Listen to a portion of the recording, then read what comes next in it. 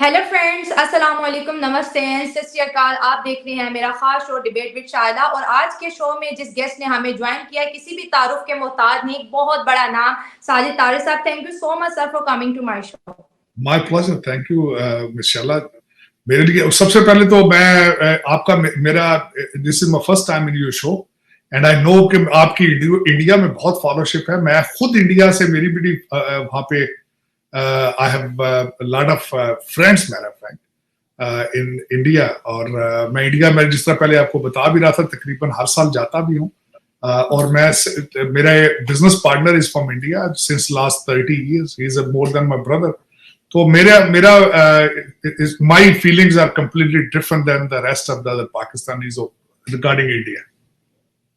Sir same feeling है। Indian वाकई बहुत अच्छे लोग हैं, बहुत ज्यादा उस देश से हमें बहुत ज्यादा मोहब्बत, बहुत ज्यादा सपोर्ट मिलती है। नो डाउट इंडियन बहुत अच्छे लोग हैं और जिनको लगता है कि वो अच्छे नहीं है शायद वो कभी सच का सामना ही नहीं कर पाए, वो किताबों तक ही रह गई लिखा हुआ है। दर हकीकत दूसरा ये कि प्रोपोगेंडा एक जो ना वो के इंडिया भारत ये आप सोच नहीं सकती। मैं जाता हूं जब भी भारत जाता हूं मैं जितना प्यार वहां से लेकर वापस आता हूं आप सोच नहीं सकती। बल्कि we are the same people. Originally देखा जाए आपकी तस्वीर खींच के अगर लगाई जाए कि आप मुंबई से हैं, आप लुधियाने से हैं तो कोई पता नहीं चलता। हमारा डीएनए सारा सेम है, वो सेम पीपल।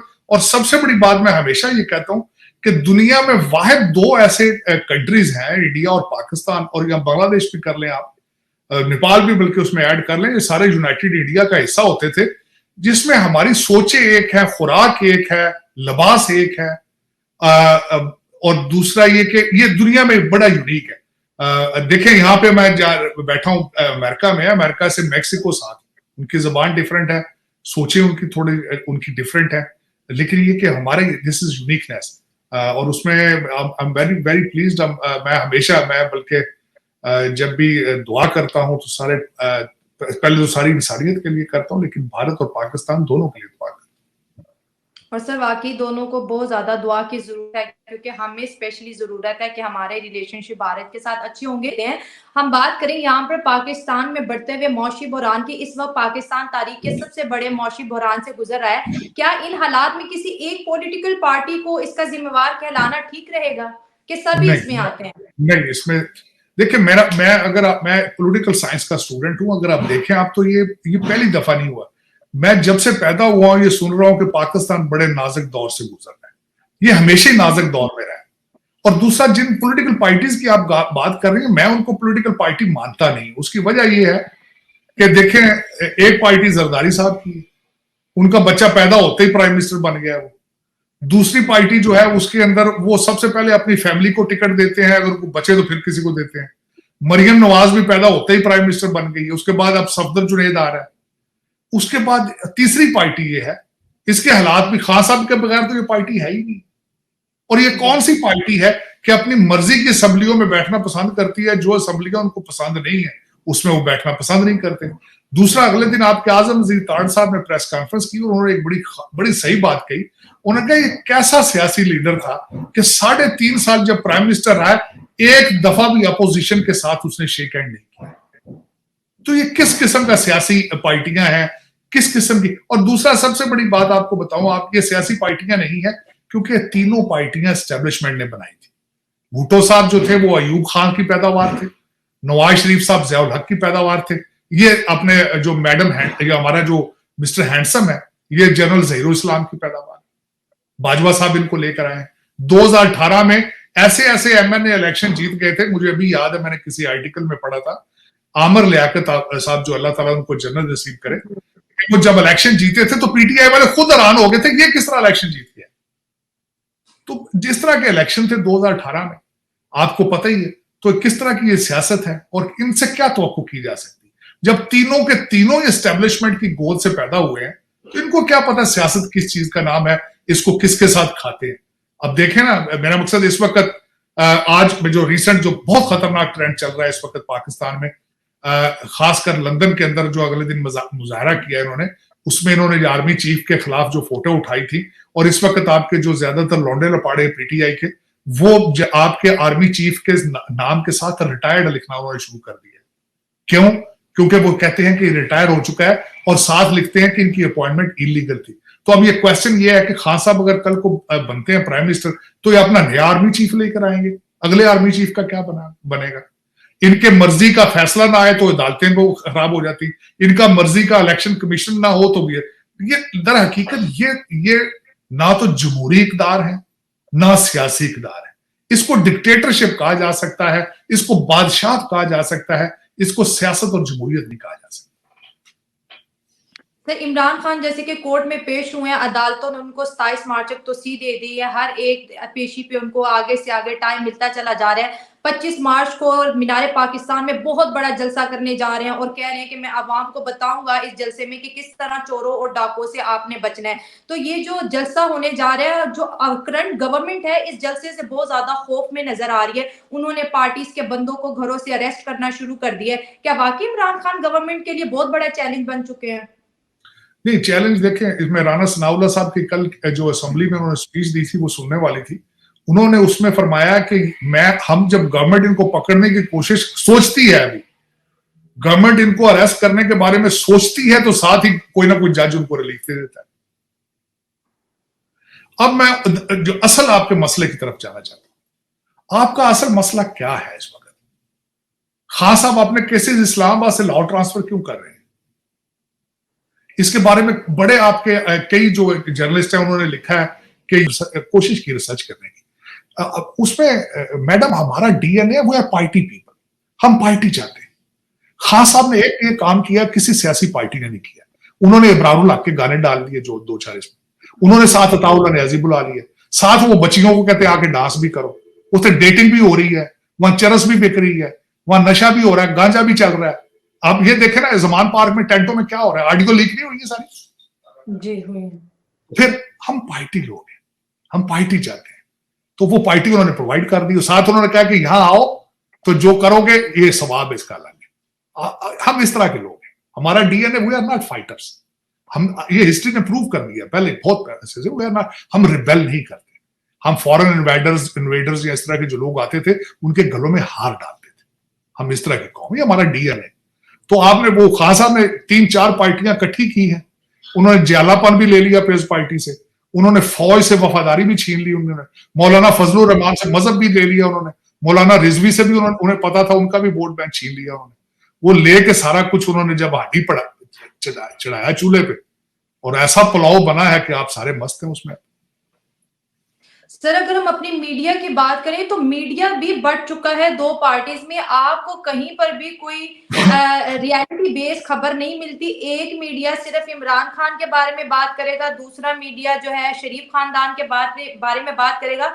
आम आवाम इस वक्त महंगाई के जिस चक्कर में फंसी हुई है, और उससे बड़ी जलालत की जो चीज हमारे लिए है कि फ्री आटे के ट्रकों के पीछे आवाम को लगा दिया, रोज शहरी मर रहे हैं धक्कम पेली से, उस पे कोई बात नहीं कर रहा। मीडिया भी बढ़ चुके हैं। मीडिया का सियासत में आना आपको कैसा लगता है? उसमें मैं इंशाल्लाह ये बात करना चाहूंगा कि मीडिया सिर्फ पाकिस्तान में, पूरी दुनिया के अंदर मीडिया डिवाइडेड हो चुका है। ये अब जर्नलिज्म तो रहा नहीं है। This is a media enterprise now.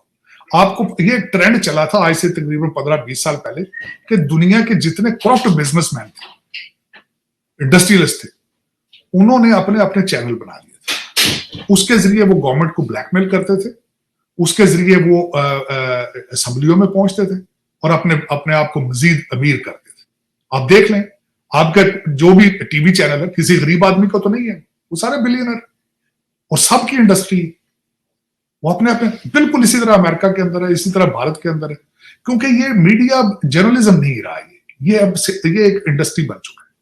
लेकिन इसमें ये मैं हैसियत स्टूडेंट, आपको शायद नहीं पता, मैं वकील हूं खुद, मैं सारी जिंदगी पॉलिटिकल साइंस पढ़ता रहा हूं। ये जमहूरियत का फलाह है। जमहूरियत इस वक्त, democracy is in decline almost, not only in Pakistan में तो थी ही नहीं, वहां तो आपके पाके से दुख होते हैं, तकलीफ होती है। लेकिन कभी सोचा आपने, कभी देखा? अब यहाँ के एमबी के, मैं यहाँ वॉशिंगटन डीसी में बैठ के मुझे पता है कि पाकिस्तान के अंदर एमबीए करके बच्चा निकलता है तो उसको 25,000 तनख्वाह नहीं मिलती।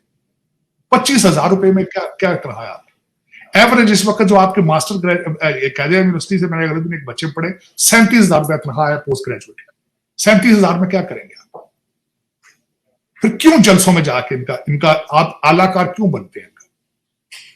या जाए, ठीक, आप जाना चाहते हैं, आप कहते हैं चेंज, और पूछो ना जाके यार मेरी 37,000 तनख्वाह है, खासा मैं रोटी की तो कहानी मैं बच्चे ਨੂੰ की दिया। हालात इस वक्त ये हैं जिनकी 1-1 लाख रुपए तनख्वाह है, वो दूध वाले को पैसे देते हैं, किराए के पैसे नहीं, किराया देते हैं तो बिजली कट जाती है। वो जाते हो तो पूछते क्यों नहीं हो? खान साहब को रोड मैप इकोनॉमी का है आपके पास?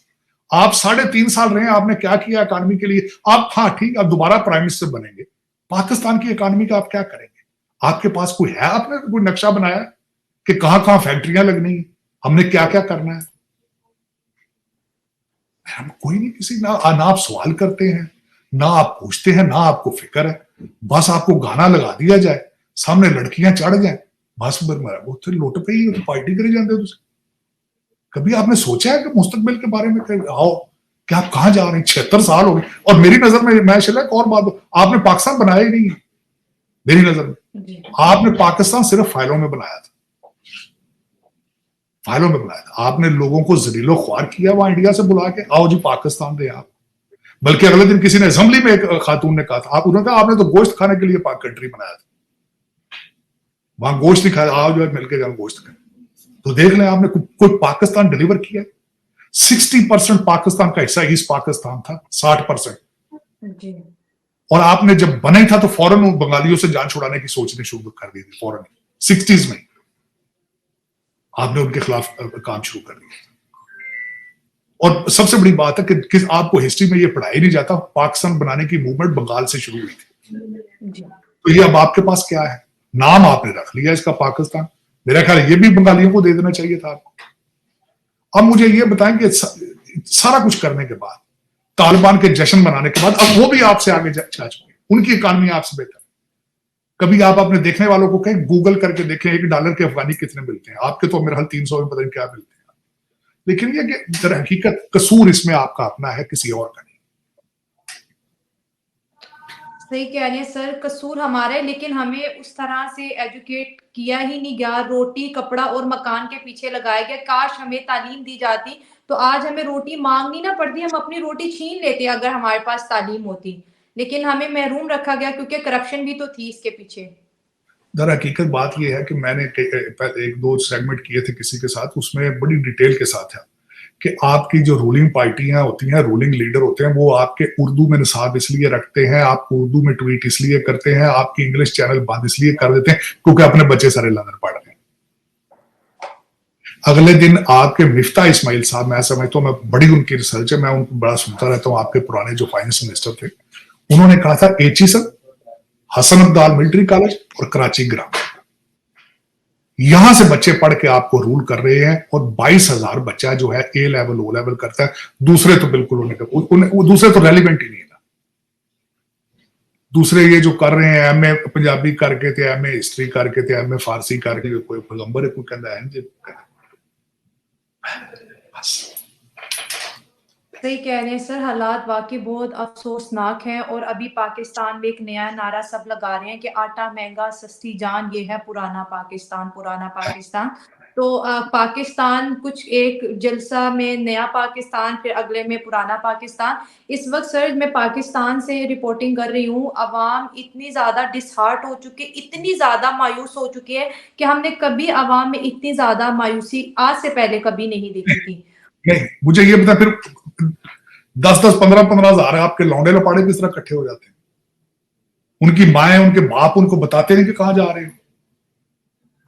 उस वहां गोली चल गई, तुम फारग हो, तुम्हें कोई काम काज ही नहीं, कोई किताब पढ़ लो, कोई दिहाड़ी ला लो, कोई केले बेच लो, कोई टमाटर बेच लो, कोई काम ही कोई नहीं। मुस्टंडे मुछा काट गड़ी ने गल करते फिर मैं तो हैरान को ऐसी की आता हो गया, पता नहीं। अखा तो अन्ने हो गए, कन्ना तो डोरे हो गए, अकल तो अगे कोई नहीं। लेकिन व्हाट इज योर डायरेक्शन? आप जाना कहां चाहते हो? अब तो अफगानी भी आपसे आगे जा रहे हैं, बंगाली तो वैसे ही बहुत तरक्की कर गए। भारत आपसे 100 साल आगे, बंगाल आपसे, बांग्लादेश 30 साल आगे, अब अफगानिस्तान आपसे 10 साल आगे हो गया। आप कहां जाना चाहते हो? मैं किसी वक्त मुझे, बल्कि मेरी रिक्वेस्ट है आपके 22 करोड़ लोगों से, मुझे इनबॉक्स कर दो, ये साडी डायरेक्शन है, असि कामों की जाना। किधर जाना अभी अब आपने? आप तो नई बस्तियां बना। आज से 5 साल पहले 7 साल पहले मैं भारत गया तो एकदम उन्होंने कुछ दोस्त बैठे थे, उन्होंने बड़ा मजाक उड़ाया मेरा, मैं बड़ा शर्मिंदा। 10 साल पहले की बात, उन्होंने कहा टाड साहब हमारे पैसे इन्वेस्ट करा दो पाकिस्तान में। मैंने कहा यार ये कैसी बातें कर रहे हो। उन्होंने कहा जी अब इससे नीचे कहां जाएगा, अब तो फिर पाकिस्तान ने ऊपर ही आना है। ये 10 साल पहले की बात। लेकिन आप बस्तियों को नई से नई गहराइयां ढूंढते जा रहे हो, नई से नई।